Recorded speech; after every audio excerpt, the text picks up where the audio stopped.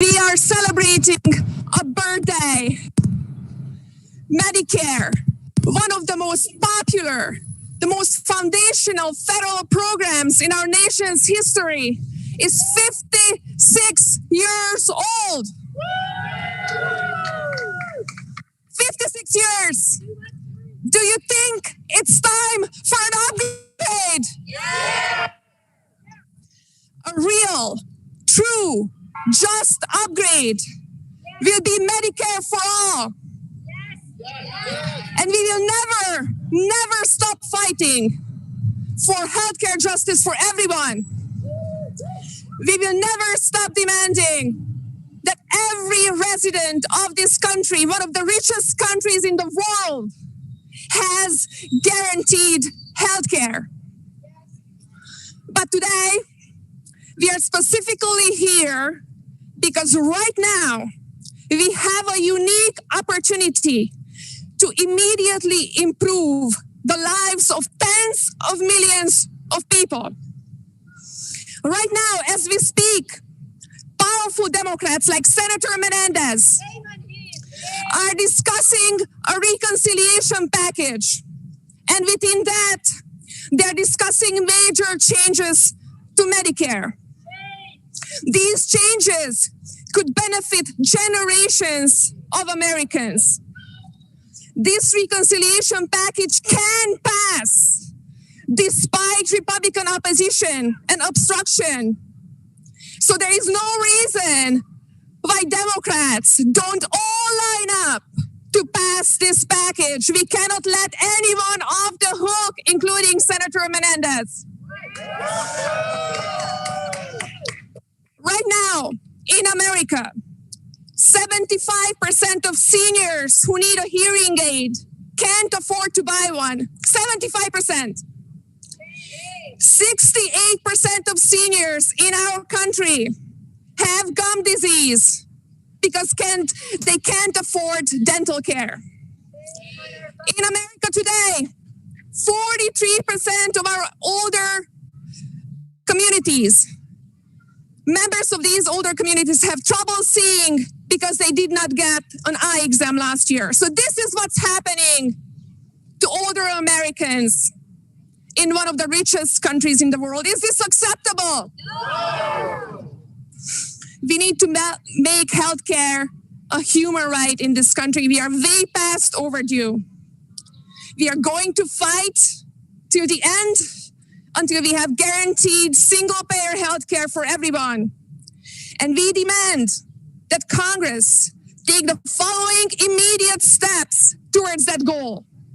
We need to strengthen and expand Medicare right now to add dental, vision, and hearing care to Medicare.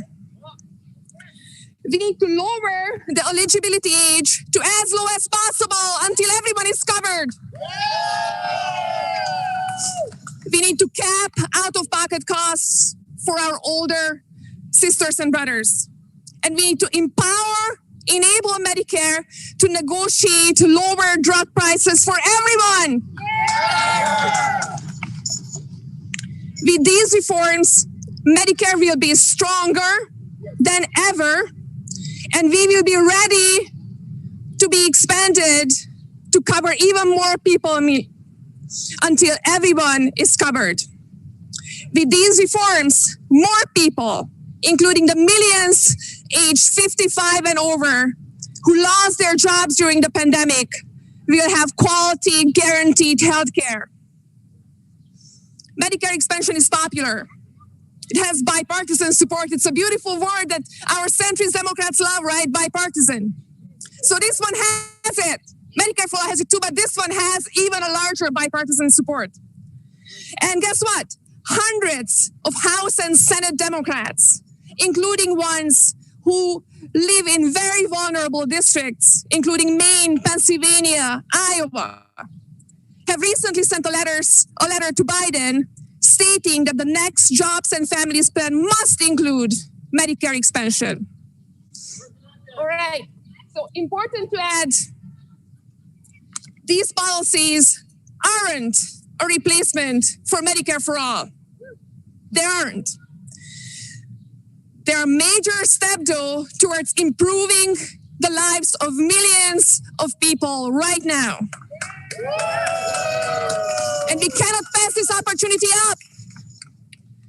By improving and expanding Medicare, we can immediately make lives better for about 25 more million people in this country. And we can begin to rein in private healthcare corporations that profit off of our suffering. So, where does Senator Menendez stand on this issue? Will he support our demands to expand Medicare by adding dental, vision, and hearing? Will he support lowering the eligibility age, capping out-of-pocket costs? And most importantly, will he support enabling Medicare to negotiate lower drug prices? We don't think so. There was a recent article published by the Washington Post that states that he will rather stand with the big pharma than with us. All right, we will have a couple of speakers today, just short. I'll invite Faris Viran from our Revolution Center, Mercer, to speak to us a little bit about Menendez's position on these issues.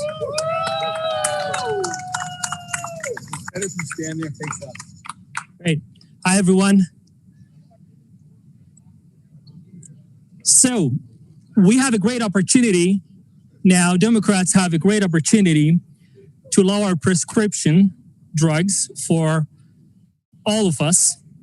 But unfortunately, Senator Menendez is not. The proposal to lower prescription drug is a game changer because it enables Medicare to negotiate lower prescription drug prices for everyone. The goal here is to give the government a power to use to negotiate prices like every other private health insurance provider. We have a proposal from Congressman Frank Pallone. The legislation would require Medicare to negotiate drug prices and force manufacturers to offer the prices that are offered to the private insurance. And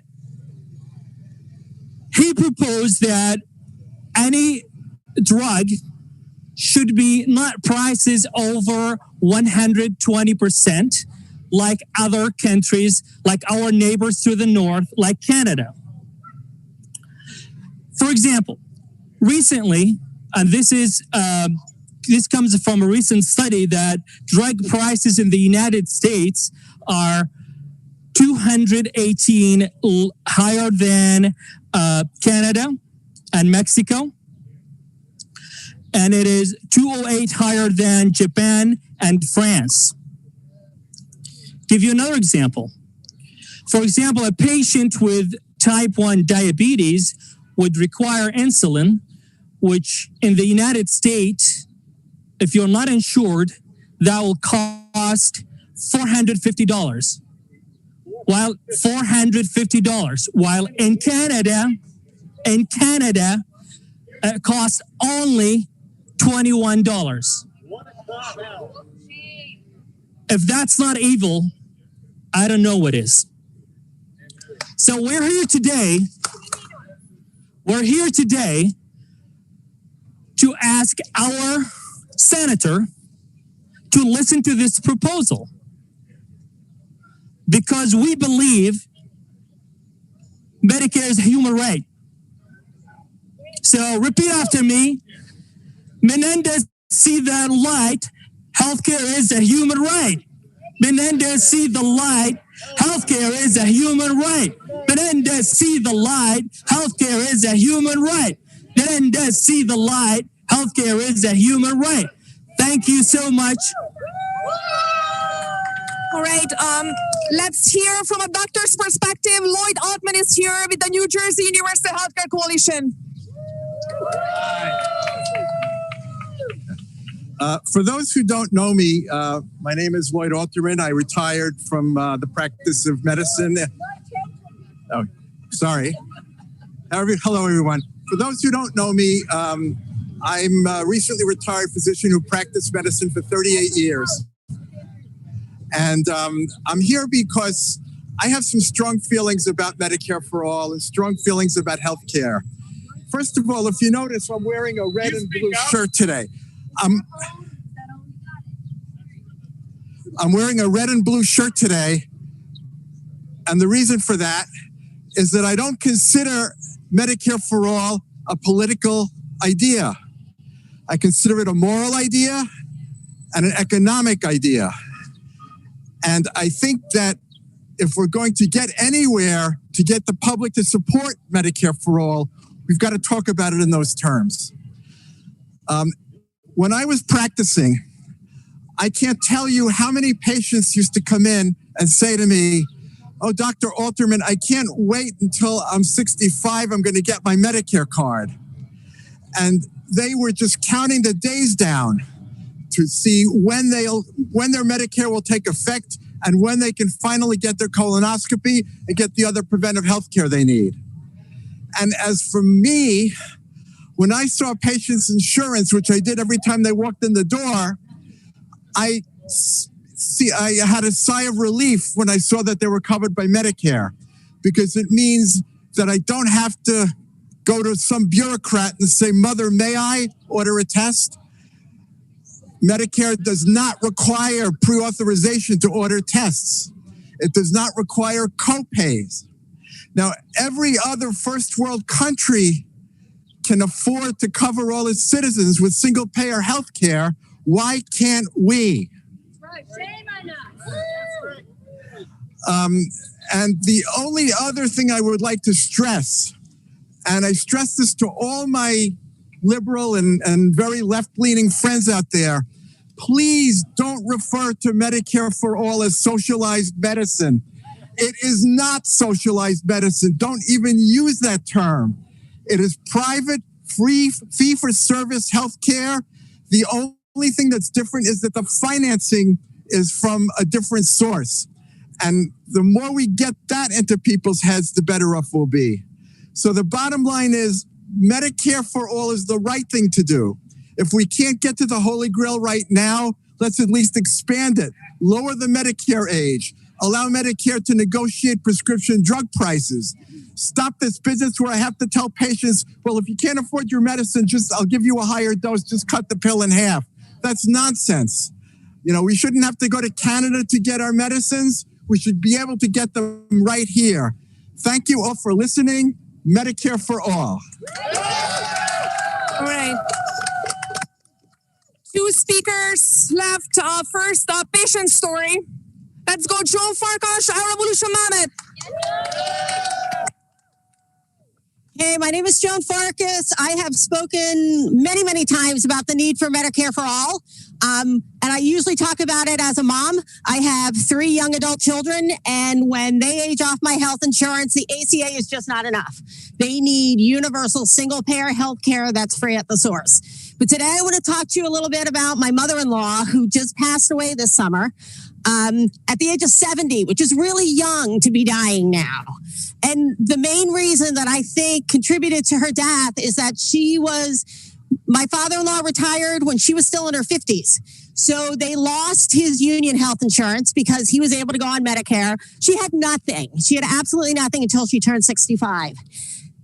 What happened to her was, by the time she could go to doctors, she had advanced diabetes. She had advanced thyroid disease. She had all kinds of phobias related to going to the doctor because every time she went, it was some kind of serious life-threatening illness. It was a surgery, and it was a medication that she couldn't afford.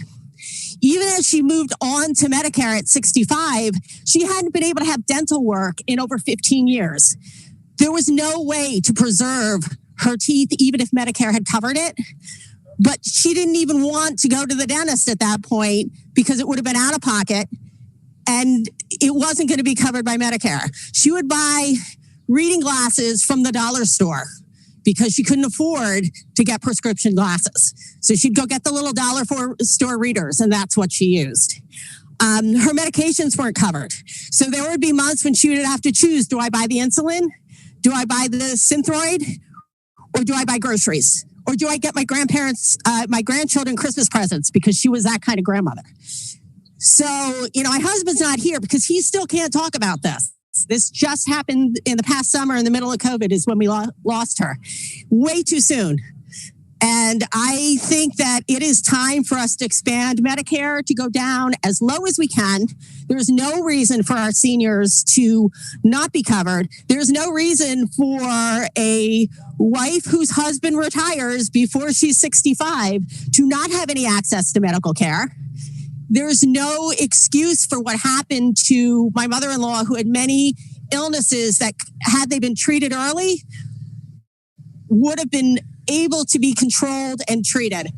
And so now I just don't want other families to have to go through what we went through. So Senator Menendez, the very least you can do is expand the coverage of Medicare and reduce the age to 50. If you can't cover everybody, at least cover the seniors now. We're going to keep coming back here until everybody is covered. But do something now to show that you're on anybody that's your constituent side. Thanks. All right. I want to give a shout out to Make the Road, New Jersey members who are here. We support everyone being covered under Medicare or any other type of healthcare system, regardless of immigration, financial, economic status. So welcome to these members. I want to close out today. Still light out. It feels like it, but we have an endorsed candidate. Our Revolution New Jersey endorsed Joel Brooks for Jersey City Council Ward B. Our Revolution supports, endorses candidates who stand up to the status quo, who fight back the establishment, and who fight for working class people and for their communities. So welcome, Joel Brooks.